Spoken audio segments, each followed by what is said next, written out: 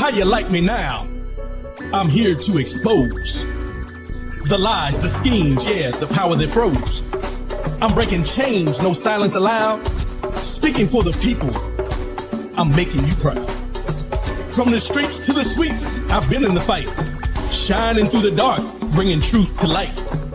Leadership in action, and the time is ours. Rodney's on the mic, speaking truth to power. Speak on it now, let the truth unfold. Speak on it now, gotta break the mold. From the pain to the purpose, let the voices tower. Rodney W. Collins, speaking truth to power. I've seen the struggle, I've felt the strain, but silence in the face of wrong is the real pain. It's more than a fight, it's the courage to stand and build a better world with this strength of our hands. Leaders and liars, we're calling them out. For the ones without a voice, we're ending the doubt. Every word I speak, every action I take, it's about the truth and justice, no room for fake. Speak on it now, let your voice ignite. Speak on it now, stand up, take flight. From the ground to the towers, let the movement flower. Rodney W. Collins, speaking truth to power. Stand tall, speak loud, let the world take note. Power to the people, every word I quote. This is your moment, the time is here. Rodney's on the mic, making change crystal clear. Speak on it now, time to break the chains. Speak on it now, let the truth remain. From the silence to the spotlight, let the voices shower. Rodney W. Collins is speaking truth to power.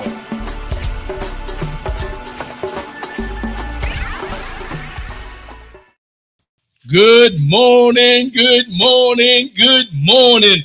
Welcome, welcome, welcome. I am Rodney W. Collins, and this is the Speak on the Show. First and foremost, giving honor to God who allows me to come at you in this manner on a weekly basis. I missed y'all. I missed y'all. I got a couple calls. A couple people tried to call me out and say, you ain't do no show this morning. Well, I was doing some other things, but I tried to let y'all know that I wasn't going to be on, but some people didn't get the memos. But I'm back this week. I'm happy to be back. I missed y'all. Hopefully y'all missed me. It's good to come on here on Saturday mornings, and say, the Speak on this Show is live on the air. And let's go ahead and get this in here. Speak on the Show is live on the air, 10 a.m. Eastern, 7 a.m. Pacific, every Saturday morning. Wake up, get your coffee, do what you do. If you're on the East Coast, do your little things. Whether get a little cool outside, you sit on your patio, drink a little coffee, listen to me talk and do what I do at the best I can. So I appreciate everybody for all the support and continue to support me. My brother, Big Al, appreciate you, bro. I'm gonna try to bring the fire today. Hopefully, it'll be what everybody wants to hear. So, in conjunction with that, let me start off the show with this. Today is September, what's the day, the 5th or the 6th? September 6th, 2025. September 6th, 2025. Now, as you can see, I'm doing throwback today. I'm going to Speak on the Show t-shirt on. Man, it fills my heart to say this. It fills my heart. This month,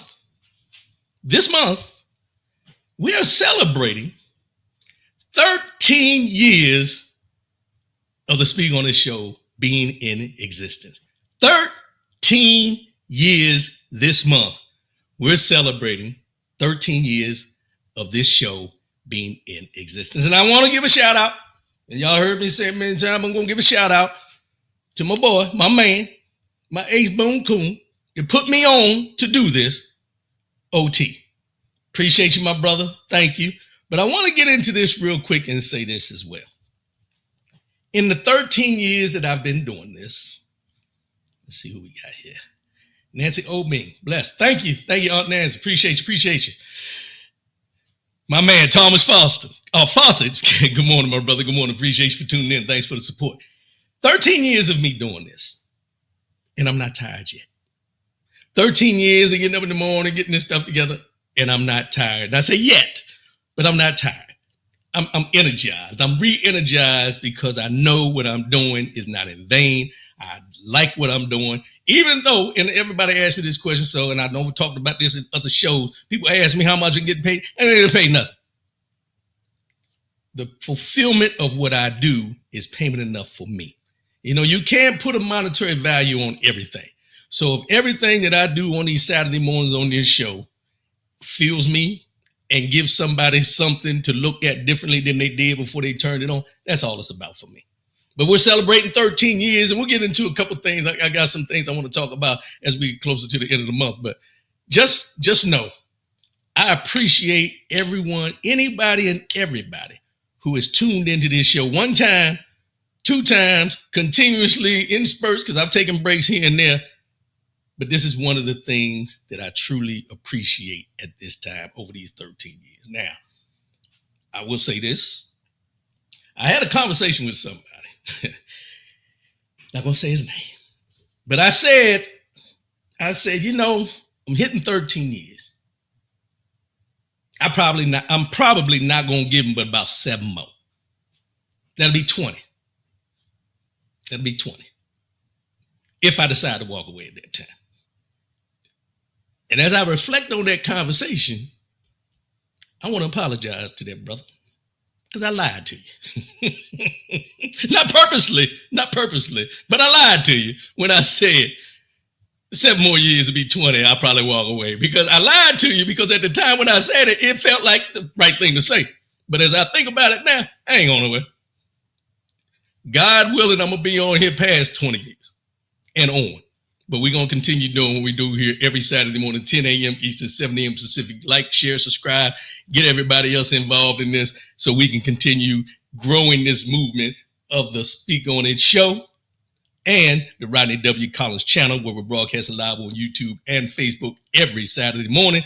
Make sure you subscribe, share, do what you do with all the other podcasts and other people you may follow. Let's get into mix. All right. So got a good show for you this morning. We're going to get into it. Couple things I really want to touch on, some of the things you've heard about, but I want to dig into something that I think, one specific thing that I think we should all be concerned about on a larger scale, on a very large scale, I think we should be concerned about. But let's go on and get into this. Y'all ready? Y'all ready? Let's go.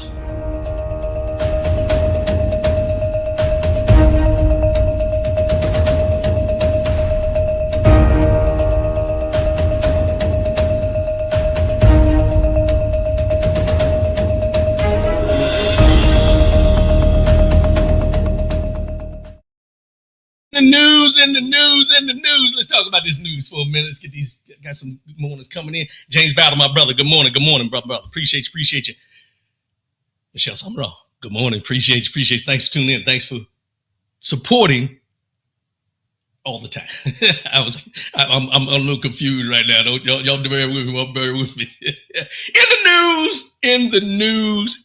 Now, we've all seen and we've all heard about this Jeffrey Epstein case, and now we got, you know, the victims have finally come out, and they went to up to the Capitol to talk to some of the senators, congressmen, or whatever. And Nancy Mace came out crying because she is a sexual assault person at one time and everything, but at the same time she came out crying at sharing their stories. But then in the same breath later on, she said, "I still support President Trump." But that's neither here nor there. We'll get into that in the morning. Faye Jackson, my brother. Good morning. Appreciate you, bro. Thanks for tuning in. So that's not the one big thing. Let's just be honest. We all know that this has been going on for a while. This person is sitting in the White House right now, keeps talking about it's a Democratic hoax and all these different things. But as I refresh your memory, Florida, who was charging Jeffrey Epstein at the time, let him get a plea deal. So that's why he was not held accountable for the crimes at that time. And now it went to federal. And before he could get there to be faced with the crimes that he committed, he supposedly, allegedly committed suicide. But, you know, there's pieces missing from the tape and all this stuff. And they got the evidence. Yeah. Anyway, this week,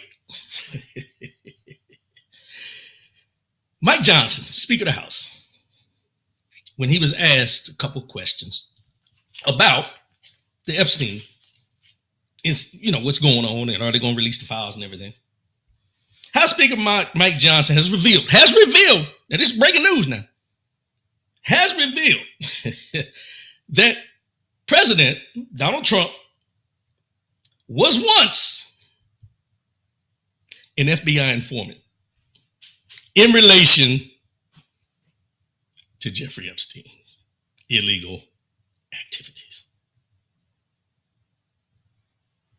I pause here because I want y'all, I know some of y'all probably look like y'all gonna fall down, faint and everything, but we're at a point now where anything that comes out of these people's mouths, so you're telling me, that this person supposedly was dealing with Epstein and interacting with Epstein and being a friend with Epstein because he was an FBI informant. And in all these years of all these things coming on. Now, let me back up for a minute because I got a couple comments came in. Faye Jackson, are you standing up? Just as I'm standing up. Stop talking about my height. You always got something to say. Michelle Summerall, smoke and mirrors. Yeah, smoke and mirrors. Exactly. That's what we're dealing with now. Reggie P. Rowe, my brother. Good morning. Good morning. Appreciate you. So, in all the years we've known about this Epstein stuff, and everything we know about this person sitting in the White House at this time, you're going to tell me that as much as he goes off on these rampants with false information and all this kind of stuff, he never once came out of his mouth to say, right, wrong, or indifferent, that the only reason he was dealing with Jeffrey Epstein because he was an FBI informant? Now, we know this person to tell all and anybody's business at any time. But he didn't tell that. And he still didn't tell it. Mike Johnson said it. But in all the years, we've never heard this statement said. I'm not shocked. But what I am is, I'm going to say it this way in the best way I can. Those people that support him will eat this up like candy. Which is what they want to do, which is what Michelle Summerall said, smoke and mirrors. James Battle, he was an FBI informant to a Democratic hoax. Mike thinks all of us are fools. Exactly. It's a Democratic hoax. But he was an informant for the FBI. Under who? So basically what they're telling me, what they're trying to convince me, is they were doing the Epstein through the FBI. What COINTELPRO did to Martin Luther King Jr., Reverend Dr. Martin Luther King Jr. during his time. Make it make sense. Make it make sense. And I'm not going to spend a lot of time on that, but I want to applaud the victims that came out. They're at a point now, and I heard this the other day, they're at a point now where they said if they won't release the names, as far as Congress and all those people, if they won't release the names, they're going to start telling the names. Tell it. Tell it. Tell the names. If they don't want to do what they're supposed to do as far as the legal aspect, tell it. You were the victim. Tell it on the mountaintop.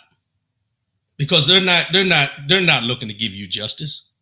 They're looking to defend anybody that was in arm's reach of this person that contributed to his actions. Tell it. And don't get into all this, oh, well, that's snitch. No, they're victims. And what they're telling is their story and what they've been through. Tell it. That's what I want to say. Also in the news, I don't know how many of y'all listen that live in Florida. But if you live in Florida, first question is why? With the political climate there, why? Why are you still there? I know the weather's good, but that's another story. But the other question I have is, why aren't you packing? Florida's about to be a hotbed. Because this week, Florida announced that they're going to eliminate mandated vaccines all the way down to children. Florida has officially announced plans to eliminate all state vaccine mandates, including those required for children to attend public schools. This move, led by Surgeon General Joseph Ladapo and supported by Governor Ron DeSantis, would make Florida the first state in the U.S. to fully withdraw from vaccine requirements that have historically helped prevent outbreaks of diseases like measles, polio, diphtheria, and pertussis. If you live in Florida, I'm going to say it again. First of all, why are you still there? Second of all, get your mask. Get your mask. I want to ask this question, and I'm going to say it this way when we talk about vaccines. Let me get this good morning in here real quick. Who it is right there? April Eden, my sister. Good morning. Good morning. Appreciate you. So let me say this about the vaccines, because this is where I'm a little, I don't say confused. I'm confused. I'm confused. I don't say confused. I'm confused because they got me all disheveled. So you want to take vaccines away because you're saying that they're not good. There's health risks involved and everything. And we've seen what went on with the COVID virus, the CoCo-19 and everything with the vaccines and how people felt about it and the uproar about wearing masks and all this kind of stuff. But I'm going to ask this question because we have people now that call themselves surgeon generals, doctors, and they may have degrees. But when did doctors start going against the science of medicine and medication and the science of what causes these diseases to happen? And those that have a problem with the vaccines, because I've seen the interview where everybody, when we announced this, people out there clapping and cheering and everything. But I asked this question because they down talk Dr. Fauci and anybody who says that the CoCo-19 was a bad thing and we needed these vaccines and all these different things. My question to them would be, you don't trust somebody that works for the CDC or National Institution of Health when they tell you what can happen because now they got RFK Jr. in there, which we ain't even gonna go down that road. But you didn't trust Dr. Fauci when he was in there saying what he says. But you trust the doctor you go to each and every day for your normal checkups. So I guess for me, it's like, why are you still going to the doctors if you don't believe those doctors who have ascended to the highest level to be able to tell large populations what's going on and what the effects are and what the risks are? Why are you going to the little measly doctor that you go to for your medical checkups then? You don't believe in medical and you're believing the science that other people spew over what the medical background is telling you is true. So I ask again to those people in the back, why are you still going to a doctor at all? It seems hypocritical and acting futility to me if you don't believe the main science of things about vaccines and the diseases, measles, diphtheria, all these different things that we know can be caused. I mean, I remember when we were kids, we all got a mark on our arm where the vaccine was given to us. And I think we grew up pretty good. I think we got a pretty good lifestyle in spite of the vaccine that they saying is no good. Other than instances that we can talk about through history that's happened to African-American blacks in this country, to include the Tuskegee experiment, I think most of us put a little faith in the doctors that we're dealing with and what the NIH and the CDC says. So for those that don't, eliminate your health care and eliminate your damn doctor. Because what you're showing me is you're straddling the fence. And it depends on who's having the conversation and what they're saying is what you believe and what you don't. But when this dude, and I'm going to say this dude, Ladapo, made the statement and said he described the vaccine mandates as dripping with disdain and slavery, framing the rollback as a defense of bodily autonomy and religious freedom. Critics, including public health experts, warned that this could lead to lower immunization rates and increased vulnerability to vaccine-preventable diseases, especially among school-age children. This shift aligns with the broader federal changes under Health and Human Services Secretary Robert F. Kennedy Jr., who has moved to dismantle vaccine advisory panels and halt funding from mRNA vaccine development. I think RFK Jr. don't like doctors and don't like the science of medicine and things like that. Because he don't trust doctors because they left that worm in his head. You know that let me stop. I'm gonna leave that alone. I would never try to minimize a person standing in this world. But hold on to what I just said. I'm not going to go back into that. Michelle Long, good morning. Appreciate you. My brother James Goodwin, good morning. Appreciate your support. So,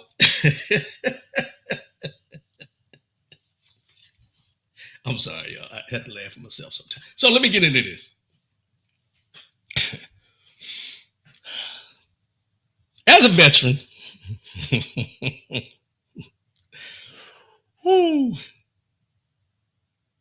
I'm a little confused on why. Well, I'm not confused, but you got to look at the source of who's doing it. We are changing the Department of Defense to be named the Department of War. They want to rename the Department of Defense, which is headquartered at the Pentagon, not in Washington, D.C., but in Arlington, Virginia, to state it as the Department of War. Tommy Dorsey, good morning, my brother. Good morning. As a fellow veteran, I'm sure you're going to want to hear this one too. But we changed the name from the Department of Defense to Department of War. And this is what they said. It's an executive order authorizing the Department of Defense to use the historic title Department of War, which it was at one time, as a secondary designation, while the official name change will require an act of Congress. The move signals a deliberate shift in tone, branding, and military philosophy. Now, let me give you a little history on this. The Department of War was established in 1789, overseeing the Army, Navy, and Marine Corps. In 1947, after World War II, President Truman signed the National Security Act, merging military branches into the National Military Establishment, later renamed the Department of Defense in 1949. The name Defense was chosen to reflect a Cold War era emphasis on deterrence and strategic restraint. Why the rebrand? This is what they said. Trump argues that the U.S. had a stronger global posture under the Department of War, claiming we won everything during that era. Defense Secretary Pete Hegseth has embraced the change, renaming his Pentagon conference room the War Room and adopting the name Secretary of War in Communications. The part of the rebrand is part of a broader push to instill a warrior ethos and reject what the administration calls woke culture in the military. You know, this just shows you is a sign of someone who gains a little power, gains a position, and doesn't look at the things that they can improve for the sake of what's going to benefit everybody, but just looks to change things just because he can change things. Not that it's going to make it any better, but Department of Defense, Department of War, let that marinate for a minute. I'll let you draw your own conclusions on which one you think. But as a veteran, it doesn't make sense to me. Department of Defense is better simply because we're defending anybody who comes against us or our allies at any time. Department of War means that we're willing to go to war at any time, anywhere, without even the thought of talking and having diplomacy so we don't get to that point. That's my observation. You draw your own conclusions, but it just doesn't make sense to me, and it doesn't sit well with me. But who am I? I just do a show every Saturday morning. Case in point. When in the history of this country, and I've been at 59 years, and in the 59 years I've been on this earth, I have never, in my lifetime, Tommy Dorsey, exactly, appreciate you, bro. I have never in my lifetime seen or heard the United States of America and the defense of this country taking out a boat that allegedly was carrying drugs. I remember seeing the Coast Guard and the Navy and the people that secure the borders pulling up beside these boats, stopping these boats, taking the people into custody and taking the drugs and confiscating them. I've never in my lifetime seen us actually take the defense of just blowing up a drug cargo boat, not off the coast of the United States of America, but off the coast of Venezuela. Which goes back to what I was just saying. Department of Defense or Department of War? Because the narrative now is everybody's saying, wait a minute, is this man trying to take us to a war with Venezuela? What is he doing? Supposedly, allegedly, there was 11 people on this boat.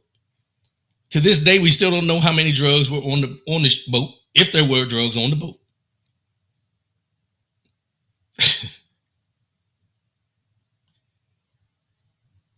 This person's unhinged. He has a Secretary of Defense who is going to do anything and everything that he asks him to do rather than push back on the things that he knows. Why? Because he's a loyalist to the person, not to the position, which we see in most of the positions that this cabinet holds. There's no loyalty to the American people and what they're put in there for, to defend this country or otherwise. When we talk about the health care and all the different things we talk about, they're there to be loyal to the person that appointed them to the position. And because of that, these things like this, we're going to see more often in certain instances. And I say all that because I want you guys and everybody that listens to this show to be aware. When I come on here and I talk about these things, I want you to be aware, but I don't want you to be consumed. Be aware, but don't be consumed. And I bring this up leading into this next part, the rebrand, Department of War, us blowing up technically a boat allegedly that had 11 people from this gang, Trinagra or something like that. I can't remember the name of the gang that they tried to put them with. But I'm asking this because while this person and his Secretary of Defense or Secretary of War, as he wants to rename the War Room or whatever it is, while all this is going on under their view, this was going on this week. See these actors here? You got Vladimir Putin, Russia, President Xi Jinping, China, Kim Jong-un, North Korea. You also had Iran's President Masoud Pezeshkian or something like that, and the leader of Myanmar's ruling military junta, President Min Aung Hlaing. I don't know these guys, but I'm trying to pronounce the names. I don't mean no disrespect, but work with me. Was also there. Also, India Prime Minister, and I think I got him here. That's Pakistan's Prime Minister on that in the gray suit. He was there. And you also had India's Prime Minister of Defense, Narendra Modi. I bring this up because it's something that we should all be concerned about. Now, I know people will say, well, wait a minute. The European Union has meetings like this. You know, they do it all the time, the Great Eight, the G20, and all these different things. And understood. I want to back up for a minute. Do you know who these three people are? Two of them, China, President Xi Jinping, and Kim Jong-un, have their people in their country living in famine. They ration what they eat. They put more money into their military defense than they do anything else in their country. Vladimir Putin, who we have people in this country who support him in anything he does, is a war criminal. Case in point, he's still invading Ukraine right now. He dropped bombs on Ukraine at the time he was here visiting with the person that sits in our White House. So, first of all, he has no respect for the person sitting in the White House because he feels like he owns him. Kim Jong-un, who the person sitting in the White House now, when he was in here before, made special visits to him in his country, stepped over to DMZ, trying to make a show of everything. But these three, as well as Pakistan and India, all have nuclear weapon capabilities. This is for those in the back, in the cheap seats back there. They have nuclear weapon capabilities. And the reason we should be concerned about this is because with all them getting together, this country does not have the best relationship with any of them. We have a tolerable relationship because over years and years and years, we've always tried to dictate to them what they should do as far as for their people in their country when we aren't even doing it for the people in this country. Case in point, the elimination of DEI. Case in point, the elimination of affirmative action. Case in point, slashing Medicare and all the different programs. We don't even take care of our people here, but we were telling these dictators, how they should treat their people. And now they've gotten to the point where they're all getting together. And they're not getting together just to have no food. They're not just getting together to say, oh, we're just together. For you that don't know, Kim Jong-un has sent over, and I want to get the number right because I think I got it wrote down here. Kim Jong-un from North Korea has sent, they've lost 2,000 North Korean troops fighting for Russia against Ukraine. He has sent, since October, North Korea, Kim Jong-un, has sent around 13,000 troops to help Russia fight Ukraine, to take over Ukraine. But this meeting, everybody, it is what it is. Now, I don't say this to alarm you, but I say this to alarm you.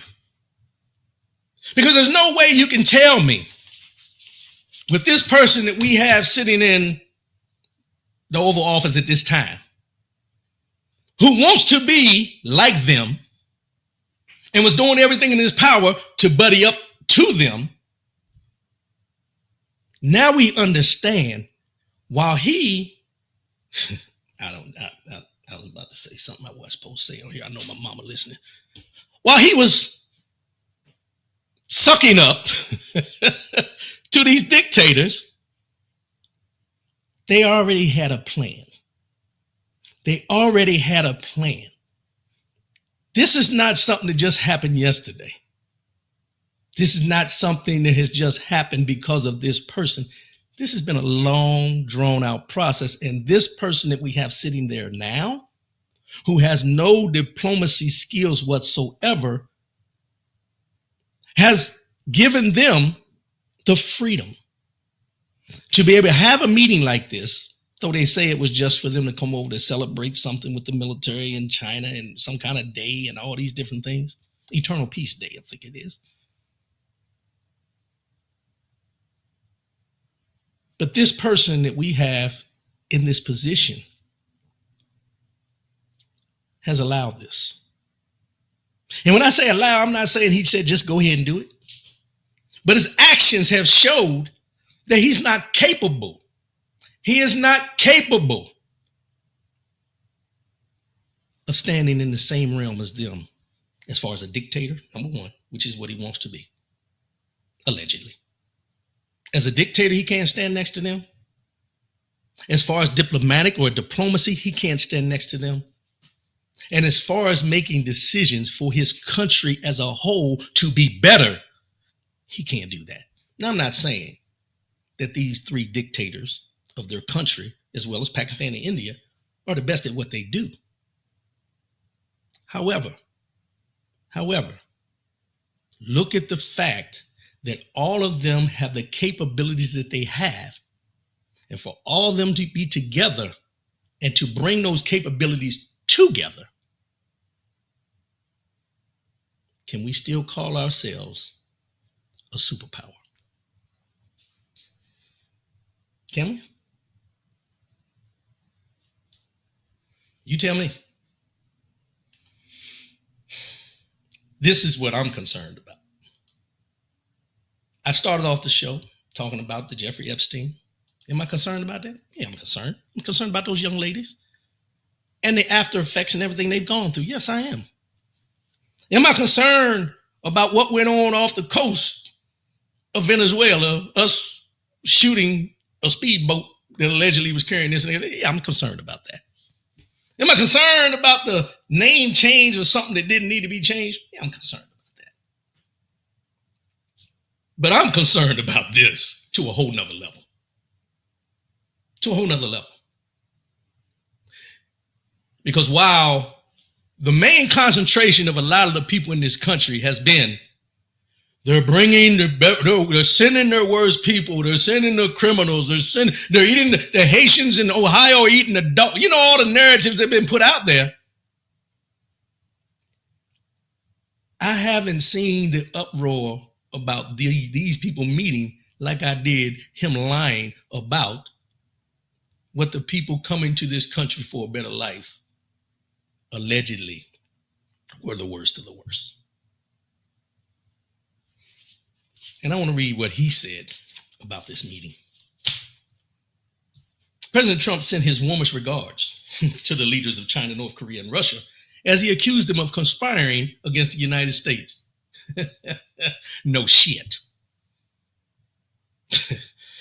May President Xi and the wonderful people of China have a great and lasting day of celebration. Please give my warmest regards to Vladimir Putin and Kim Jong-un as you conspire against the United States of America, Trump wrote in a post on his Truth Social platform Tuesday evening. Wrote on his Truth Social media platform. Not talk to the people to give them assurance that this is not something we should be concerned about, or he's seen the meeting and he will reach out to them individually to find out and make sure that we're, diplomacy. No.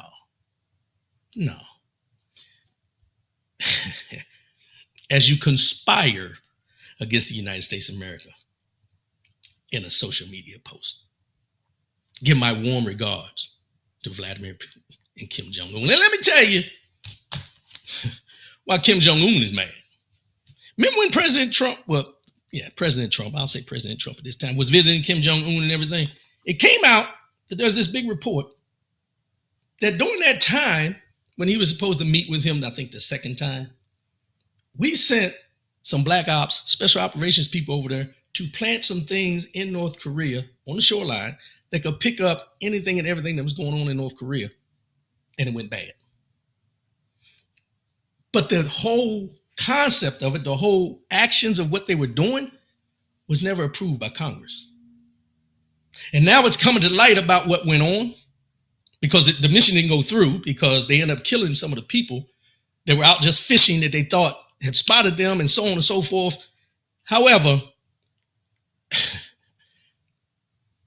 Kim Jong-un at this time, I'm pretty sure knows, has a disdain not only for him, but for this country at this time. Not that he already didn't, but this just emphasized that while you were trying to meet with me, this is what you was doing.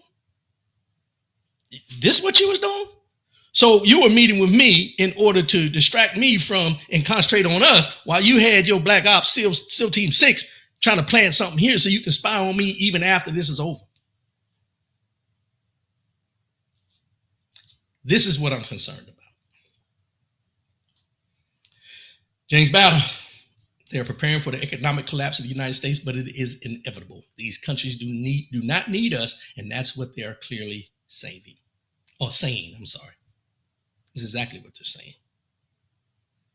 And for those who support this administration the first time and this time, who see this picture that I had up of these dictators meeting and knowing they have the nuclear capability they have, they can reach the shores of the United States of America.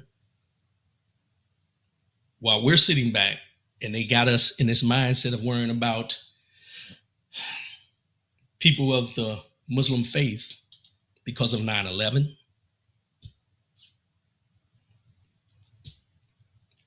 They have a plan. And as I tell you all the time, don't be consumed, but be aware. Don't be consumed. Be aware. And if you know somebody with a fallout shelter, you might want to become friends with them. Just saying. It's just me. And I don't say that facetiously. I say that to be real. That's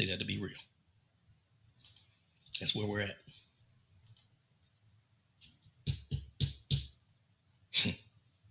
Yeah. Let's go. Only the warrior who has faced battle truly knows its cost. Yet it's the spectators who shout the loudest. Everybody's got something to say about your life, but most of them, they've never fought your battles. They didn't feel the pressure. They didn't carry your fears. They weren't there when you almost broke, but didn't. So don't let their noise define you. Don't explain your scars to the unscarred. Respect your scars. They're not signs of weakness. They're receipts of your strength. You're not here for applause. You're here for alignment. Legacy isn't given, it's built.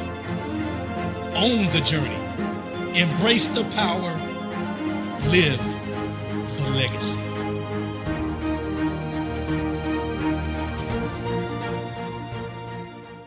Lifegistics Coaching Solutions.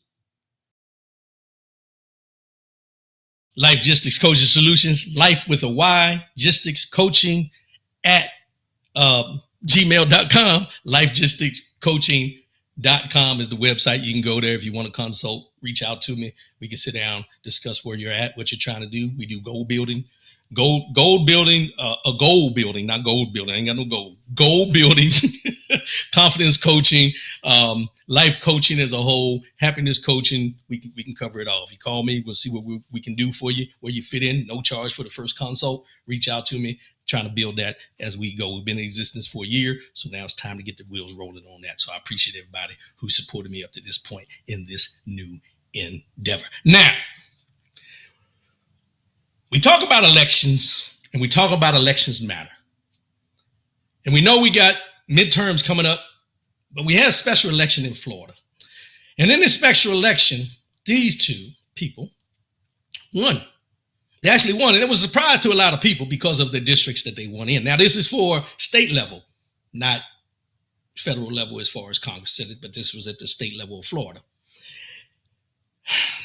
And Florida voted for both in both elections, but now two black politicians winning by huge margins could mean a shift in states' politics. So maybe I spoke too soon until y'all move out of Florida, but we'll see.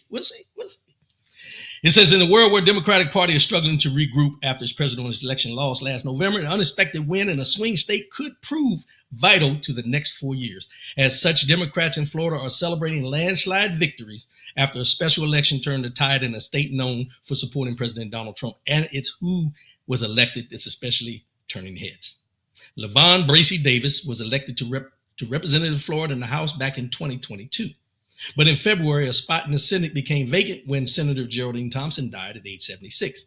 That's when Bracy Davis decided to run in a special election, leaving her seat in the House up for grabs. Enter Rashawn Young, a former NASA engineer turned legislative staffer.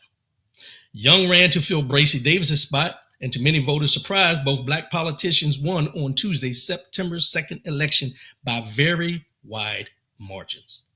Bracy Davis, I want you to hear these numbers now. Bracy Davis defeated her Republican opponent with a 72.6% of the votes, according to an unofficial results from Orange County. Young won by 72%. And in a state where about 17% of residents are black, according to the blackdemographics.com, this victory matters more than you may think. So I say this because I wanted to touch on this, because I haven't heard a lot about this, but when I seen it, I wanted to bring it to your attention that elections do matter. And while we're sitting back wondering who we're going to vote for and what's going to go on here, the wheels are still turning in this election process. And if we can see this change in Florida in these two seats, in an area that is predominantly white, that tells you that the tides are turning. Things are changing, but we can't get complicit and get comfortable about these changes. We got to stay consistent in what we're doing. We have to stay consistent in what we're doing. So when we're talking about these elections that come in, special elections are just as important as the regular elections. Midterm elections are just as important as the 4-year term of a president's election. We have to stay consistent in how we get out to the polls and stop sitting back saying neither one of them is worth voting for. That's why this man's in office, because we had people that sat home and said, I don't like her, I don't like him, I'm not going to vote. But what they didn't understand was a non-vote is a vote for him. A non-vote was a vote for him, which is why he's sitting in the White House right now. And we also got to be aware that they're trying to do this gerrymandering I talked about, and redistricting and all these different things. Yes, they're doing the redistricting. However, even with the redistricting, your vote matters in that district that they're going to put you in at this time. Don't let them, sway you or get you to the point that you're so upset that you don't feel you need to go vote because they've changed the redistricting lines. Your voice still matters. And there's nothing saying that because they changed those lines for a certain person, because he fills a certain demographic, doesn't mean the person running against him does not have a chance. Him or her, excuse me. So I wanted to bring this up today because it's very important how we look at things. The Deep Blue District did not have a general election in 2022 due to the absence of a Republican challenger. In 2020, Democrat Victor Torres won the seat with 57% of the vote, defeating Republican Lou Minnis, who received 39%, according to Ballotpedia. So these elections matter, and this is a local election. And I always tell you guys, the local elections are just as important as the major elections, as far as the Congress and the Senate and the judges. Your local judges, your local Senate, your local legislature, all important. Your local councilmen, your board of directors at these levels, the board of education people, if they get voted in. Some places do, some people just appoint. But we have to be more involved in this process and stop worrying for that 4-year mark every time, and then maybe looking at the 2-year mark and look at every election that affects us in every state that you live in or that you currently reside in, because the Board of Education and things are going to affect the children that are going to school. The local elections are going to dictate how we respond to someone who's like sitting in the White House now, where we have him trying to dictate how mayors should be doing their business in their cities. Elections matter. And we got to consistently stay on that, because we can't get frustrated because it doesn't come out our way. We have to know what we got to do to fix the problems that we had to make sure it doesn't happen again. See, and I understand in this last election, I talked about it in the beginning, said, sisters, black women said they're going to sit this one out. They're going to sit back and they're going to let everybody else do the work because they tired. I get it. But we can't be too tired that we're still not involved in the process to a certain extent, to make sure that our voices are still being heard and that we're still here. Because if we sit on the sidelines, it could be worse than it already is. It could be worse than it already is. So I wanted to bring that up because elections do matter. Now,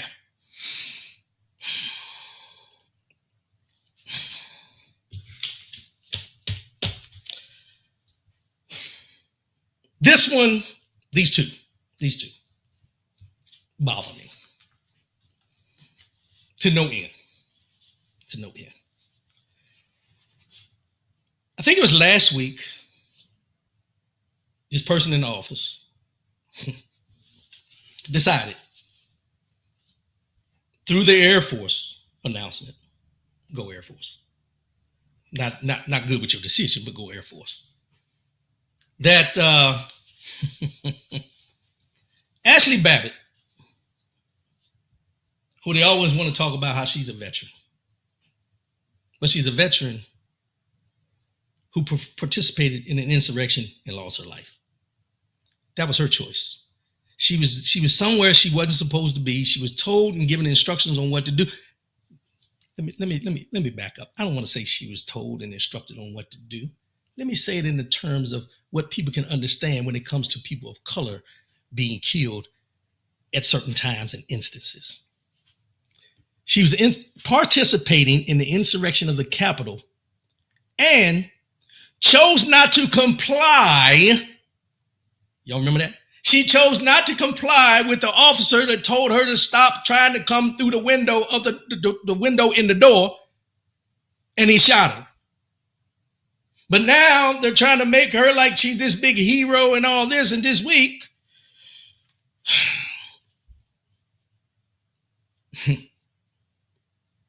they made the announcement that they're going to give her full military honors for her burial.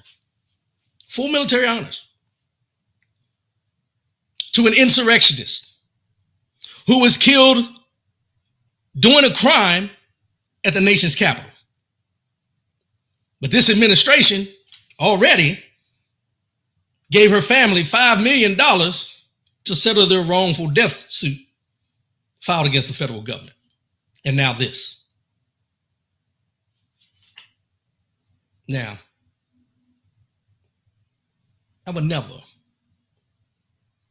minimize the impact of someone's death. But I will look at the facts of what caused the person's death. Because anytime we deal with police officers, when they kill someone of color, if he or she would have only complied, Sandra Bland, George Floyd, just to name two of many. But in this case, why? And in the same breath, this week, this person sitting in the White House said that he will award former New York mayor, his former lawyer, Rudy Giuliani, with the Presidential Medal of Freedom, the nation's highest civilian honor. Now, I've talked to, on this show, through this lens, a lot of the people that I served with that supported this administration and still supports this administration. But I'd be curious to know, how do you feel about this? Both of these instances. Given a disbarred lawyer who was disbarred because of the lies he told about election fraud. we can go down the line, the whole line of what this person did in the capacity of being a lawyer for a president of the United States. And they're talking about giving him a Medal of Freedom. And then for Ashley Babbitt to be given full military honors for her burial because she was killed while breaking and entering. Let's call it what it is. Breaking and entering. Property destruction. Not complying. And she gets full military honors. Yeah, we got people that have served in the military that can't even get their VA benefits because they keep getting kicked back because they say they weren't in a certain place at a certain time, or it doesn't fit the criteria. But she don't fit the criteria either. But they found a way to give it to her. James Battle, he takes every opportunity to make a mockery of this country. Yes, because he can. Because the people that chose this, that voted for this, are okay with this. Because it's not affecting them. Because it's not affecting them. Edward Allen, when they gave that to Rush Limbaugh, it cheapened it. I was done. Yeah, when and I pulled up the names of people that have been awarded the Freedom Medal, Medal of Freedom. Rush Limbaugh, Rudy Giuliani shouldn't even be in the conversation of being awarded the Medal of Freedom. Nowhere, no how. But because you have this person, which is why, and here's something we have to remember, which is why this person is so hell-bent on getting, what is it, the peace medal or something like that. I can't remember I can't remember the name of it, but all these people that come to visit these other country leaders and everything. He asked them to nominate him for this peace recognition, you know. So it's not about doing for the people. It's about bolstering or trying to pump up who he was in this country and what he supposedly, allegedly done for this country to be awarded and bestowed these things. And he's doing the same thing for her and Giuliani. And I've seen some people on one of the threads that I follow, well, somebody that I know she's a veteran. And the comments I seen under when she said her comments about this, saying that she didn't agree with it, the people that defended, I asked a question of anyone who is served, and this is just not for the people to serve, but I'm concentrating on them. You can have your drawn opinion. You don't have to serve to have an opinion about this. But I speak to the people that have served because we know what the prestige of these type of things are. But then when I see the comments of other veterans under her comments as a veteran saying that she should be getting it, and and she deserves it. Now the 21 gun salute and all these kind of things, full military honors. I'm thinking, wait a minute, are you serious right now?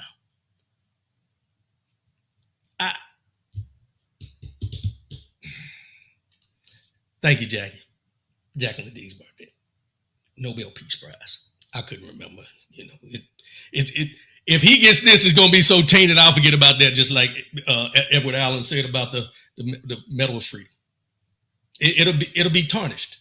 It won't even hold the same weight that it used to if this man is awarded that. Just like when he gives it to Giuliani, it won't carry the same weight as it did for anybody else. Now, you can agree with the people, you can disagree with the people that have been awarded, and maybe you think they shouldn't have it. I get it. But let's look at the records of the people that this man is putting in these positions to get awarded these certain things. Nowhere close. He pressed to get one because Obama received one, and that's all it is. That's what exactly it comes down to. You can't, and I won't speak freely because that's what I do on my show. You can't award that black man something and not give it to me. Oh, no. Plus, he ain't American. He wasn't born here. Where's his birth certificate? You know, the birther thing and all that. Now you done gave him the Nobel Peace Prize and you don't want to give it to me? Oh, no. Oh, no. My privilege gives it to me no matter what I do. Just saying. Just saying. And to sum it up, this isn't recognition, it's revision. It's the rewriting of legacy to fit a narrative where loyalty to power trumps loyalty to principle. This is the ceremony of contradiction, where honor is stripped of accountability, where democracy applauds its own saboteurs, and where the American flag is folded not in mourning, but in myth-making. We're not here to sanitize history. We're here to speak on it, to remind you that awards without integrity are just propaganda with a ribbon. That's it. That sums it up. James Battle, he said he ended 7 wars. Hell, I didn't even know there were 7 wars going on. Let's just be honest. I didn't know there were 7 wars going on. I didn't know you could end wars that ain't happening. But who am I? I don't know everything. But I didn't think there were 7 wars going on. I didn't. I didn't. So he told me something I didn't know.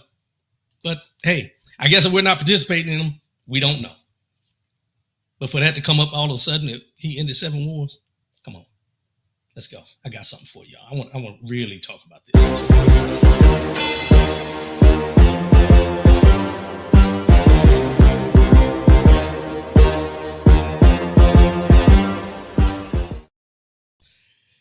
Straight talk. Now, it's that time of year for some of y'all. It's that time of year. Saturday, y'all got everything lined up. Y'all wearing your jerseys and everything. NFL football season. It's football season for a lot of y'all. So they had a kickoff game last night, or the night before. I can't remember what night it was. Thursday night. Eagles and Cowboys. Started off where somebody got kicked out of the game, but we're going to get into that in a minute. I'm going to hold on to that one right there about the spitting incident. I want to talk specifically on that in a minute. But I want to start off with this. This young lady was chosen, probably auditioned, and was asked to sing Lift Every Voice at the game before the national anthem.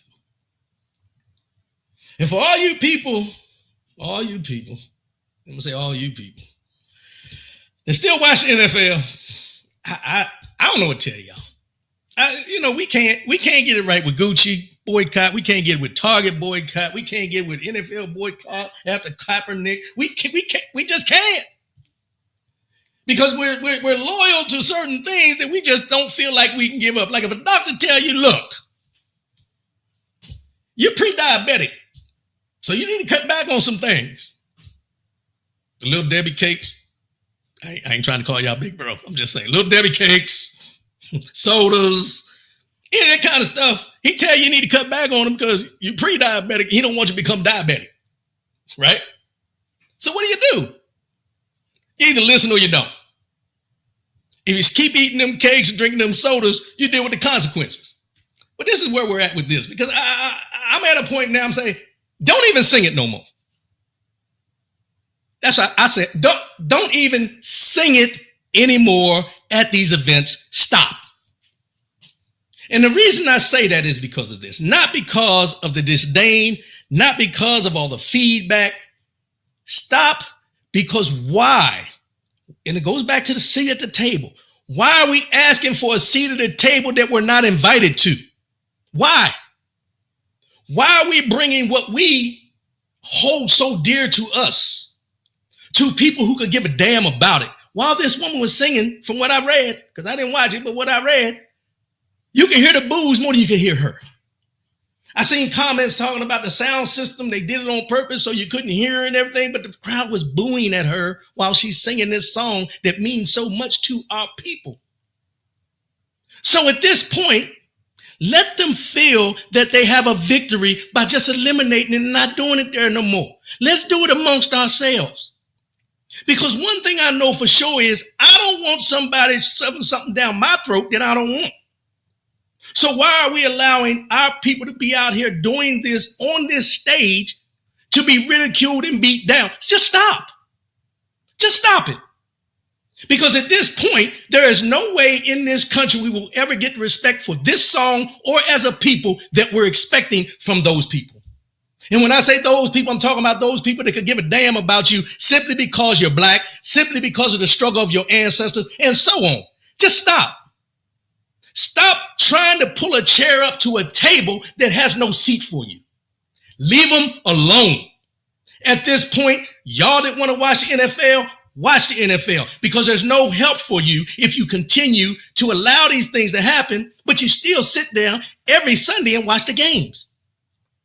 You don't give a damn except anything about your team winning. It's entertainment. What they did to this young lady is real life. Because they're not only doing it to her, they're doing it to you and every player on that field, because they could give a damn about why this song means so much to us and the struggle that our people went through that felt the need to sing this song. Stop singing it. Stop doing it in these places where it's not inviting to them. Just stop. And I wholeheartedly feel strong about this at this point, because somebody would say, no, we shouldn't stop doing it just because they don't want to hear it. Yes, we should. Yes, we should.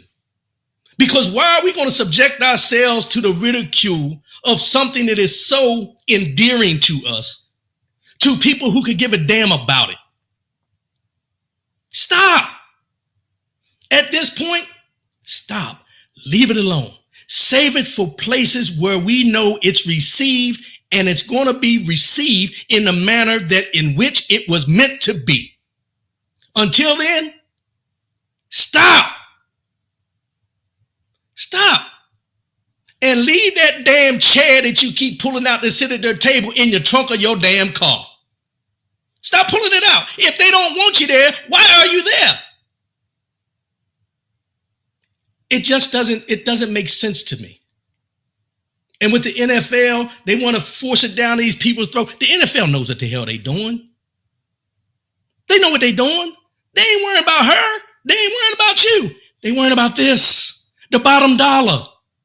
But we so caught up in, this is my team, or I like this player. And whoo, just a few comments that were said under this. Here we go with DEI, lift every voice and sing anthem. Ridiculous. Sing the national anthem. Very disappointing to see at NFL is still sponsoring the divisive Black national anthem. This is BS. And they didn't say BS. I did. Because they said the real word. Then you had some positives. The person responsible, ridicule of the sound system. The person responsible for the sound mix on this should be fired. NFL and Roger Goodell are cowards, scared of Trump, so they effed up the audio for the NFL kickoff for the Black national anthem. Just stop. I beg you, just stop.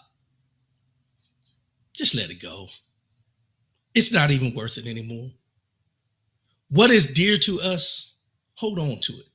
This goes in the same conversation of when I said stop inviting these damn certain people to the barbecue just because they can do a line dance. It goes along the same lines. Stop showing up to barbecues where they ain't doing the line dance, but they don't give a damn about you. Now, with that being said, you know,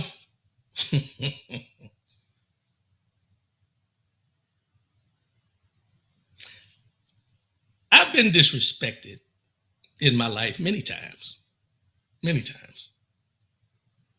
But I can't recall a time that I've ever been spit on. And the reason I can't recall a time that I've ever been spit on is because one of two things would be true at this point if I was ever spit on. One, if someone spit on me, I would probably have some charges and be in jail for murder. Let's just be real. That's just me. Two, I wouldn't be on here talking to you today if someone ever spit on me, because I probably wouldn't be around to tell the tale, the true story. Because what we know to be true is spitting on someone is the most disrespectful thing that you can do. And for two professional athletes to be in the middle of a football field before a game starts, and one saying that I spit on the ground, it was in his direction, and the other one taking offense to it and spitting back at that person,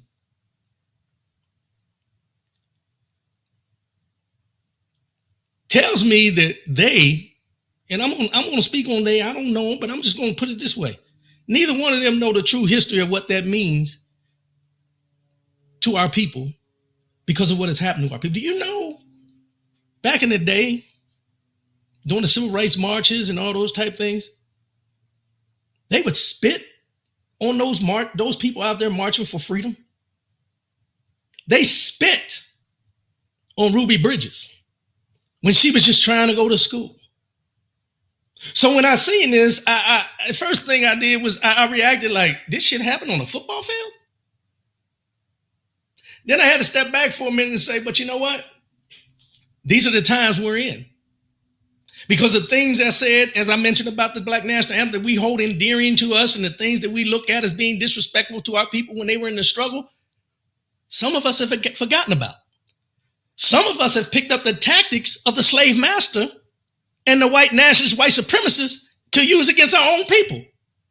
Now, I may be taking a little extreme when I'm talking about this because they had a little altercation in the spit with them, but they spit at and on each other. Now, people want to defend Dak Prescott and say, well, he didn't spit at him. It was a normal habit for him to spit. But how did he take it for him to spit back on him? See, we can't look at what wasn't done intentionally without looking at how it was received and the reactions of what happened. I don't know. I don't know neither one of them's mine because I wasn't there. But I do know how the reactions of being spit at or spit on can cause a reaction. And if you notice, if I remember the video, when Dak Prescott got spit on, all he did was throw his hands like, look, what is he doing? They always say in sports, but they don't catch the first person. They always catch the second.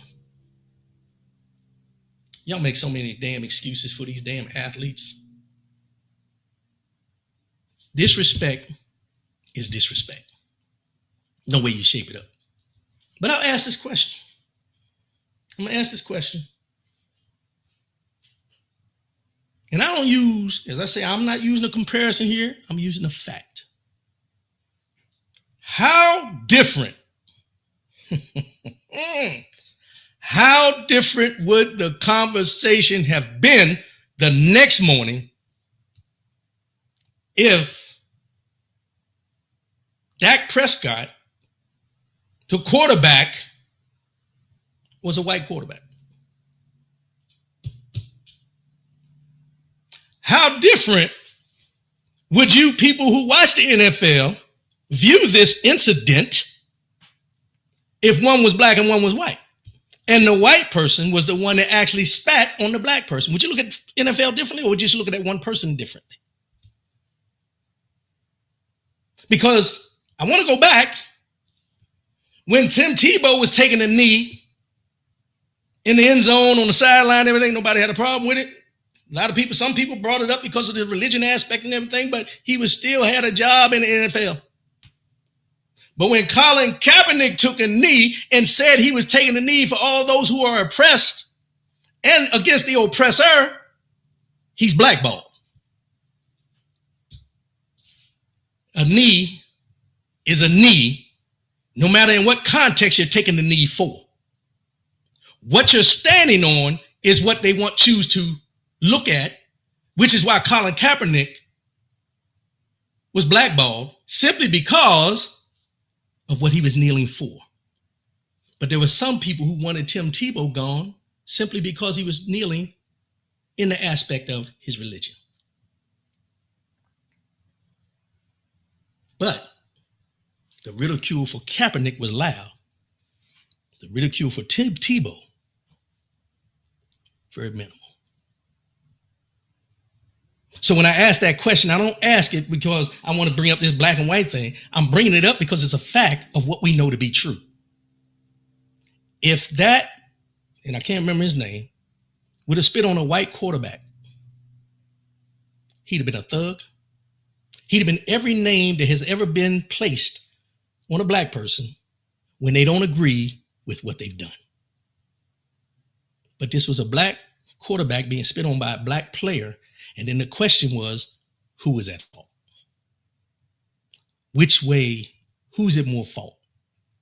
Dak for spitting on the ground or him spitting on Dak? But this is the stuff that y'all still continue to support when it comes to the NFL. Who is blackballed Kaepernick, and I see Edward Allen. Look at how they treated the Sanders children, Shador and Shiloh, in the draft process. Eric Dickerson said he was privy to a conversation where he was told that the owners conspired not to draft these young men at the level they should have been drafted. Why? Because of their father. Tells you everything you need to know. Eric Dickerson has no need to lie. He's already proven what he can do on the football field. But y'all choose to still support the NFL in its entirety.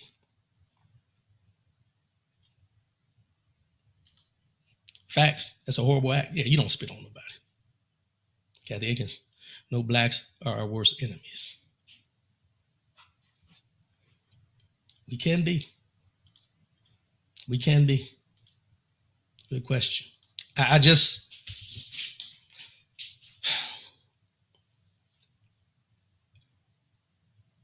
have a lot of conversations with myself. Don't judge me. Don't judge me. I have a lot of conversations with myself. And in those conversations, I've asked myself many times, when in your life did that light bulb light up and you became what they would call radical? I don't call myself radical. Others do. When? And I don't think there was a certain time, but I think it was the full life experiences that I've had and the things that I see reported and not reported because of actions that I see and what people do to people that look like me to make us and want to look at us as being less than, that I would change it and say, no, I didn't become radical. I became louder because I never bite my tongue about anything. I try to be as what they say diplomatic as possible when I present something to somebody, but the baby ugly. And it's not saying that it's disrespect to the baby, but why am I going to tell somebody that the baby's cute when we all know the damn baby is ugly? Now, people will say, well, that's a little harsh. Yeah, it may be harsh, but do you want me to lie to you or do you want me to tell you the truth? Because I can only speak from my experiences and what I know to be true when I see it. You may not agree with it, but this is my experience. So when we talk about these things and I sit back and I watch these things and I talk to myself about these things and I'm running through my head, I ask myself, am I being too radical? Or am I being too real for some people? Am I speaking too much truth? And the answer always comes back to no.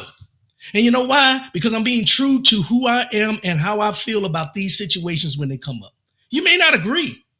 I don't expect everybody to agree with me 100%. But respect the fact that my opinion is my opinion. And when I see these things, if I don't speak out, you got something to say. When I do speak out, you got something to say. So I'm going to take the road of, go on, say what you're going to say, because I'm going to say what I got to say. Not being disrespectful, none of that. But I think we all need to take a step back sometimes and look at ourselves and say, do we not speak on these things because we're worried about how somebody's going to feel or view us? Or do we not speak on these things for the simple fact of we want to be accepted at a table that don't want us sitting there any damn way? You choose. You choose. For me, I'm building my own table. I'll build my own table. And if you want to sit at my table, you're invited, but I can tell you when to get the hell up too. The table's open, always open. How long you stay at the table is going to depend on you. But we need to stop going to tables that don't actually want us there or want us there because they need that token for that specific time period. That's it. That's it. I appreciate y'all. I thank y'all. Ooh, a lot of comments came in. Let's see what we're talking about. I don't know. No Judge Me. Edward Allen. Me witness Hurricane Katrina. Yeah, Hurricane Katrina. Perfect. The response to Hurricane Katrina was terrible because it was terrible for the simple fact of who they were responding to. We all know it. And if you haven't seen the special, I think it's on Netflix or Prime, watch it. Very enlightening. Very enlightening. Kathy Higgins, now everyone is beautiful in their own way. Oh, yeah, in their own way. And everybody's ugly in their own way. It's one of them things I used to say. I was told to stop saying it. You cute in your own little ugly way. But that's what it is. That's what it is. Respect is truth. True. And this is why I sit at my own table. Exactly. That's why most people choose to sit at their own table. Fake Jackson, why are you talking about my baby? I wasn't talking about your baby. I'm talking about any baby. Oh, my baby's so cute. Okay. All right. And the lower ninth is still hurting. Yeah. Everything will never be the same in the lower ninth ward of down there in Louisiana, down in New Orleans. So I appreciate everybody tuning in today. Thank y'all for bearing with me. Thanks for hanging with me. Hopefully I gave y'all some information. And as I mentioned about those leaders that we talked about, those dictators, however you want to label them, I don't want you to be consumed, but I want you to be aware.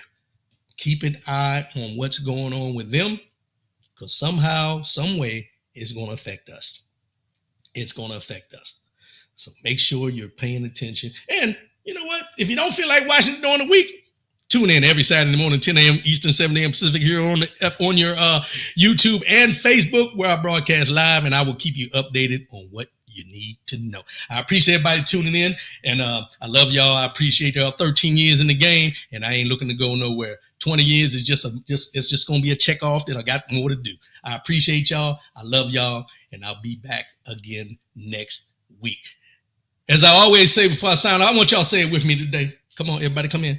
Come on, let's get this huddle. Oh, I'm talking about football. Let's get in the group circle. Let's get this group circle. Love yourself. Love one another. Keep your head up, and most definitely, keep your faith in God. I'll see y'all again next week. I love y'all, and I'm out. Peace.